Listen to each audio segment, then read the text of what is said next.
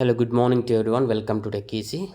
Today in this video, if you feel like your Google Assistant is replaced by Gemini AI, then you can get back to the Google Assistant on your phone.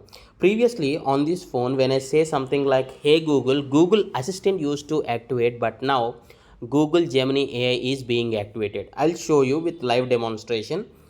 Yeah, right on my mobile, instead of Google Assistant, it is Google Gemini. It is activating when I say "Hey Google." I'll just give the voice call. See here, already with "Hey Google," it has opened Google Gemini. How we can get back to Google Assistant instead of this Google Gemini? I'll show you. Okay, currently, as you observed, currently Google Gemini AI is the assistant on my phone. So how can I get back? For to do that, first of all, on your phone, find Gemini app. So this is the Gemini app installed on my mobile. Tap on that.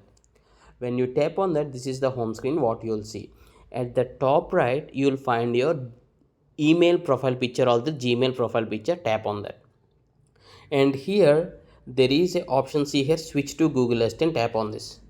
So once you tap on this, see the radio button is presently enabled on Google Gemini AI. You need to shift to Google Assistant. It is asking the confirmation to switch, then you can switch it. Now I'll say "Hey Google."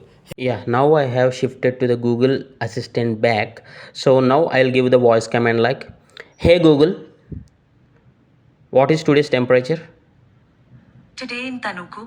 Yeah, if you observe, I have got Google Assistant back on my mobile. So in this way, you can also get back to your Google Assistant back. If you feel this tutorial is helpful, please do hit a like and share it to others. And thanks for watching. Have a nice day.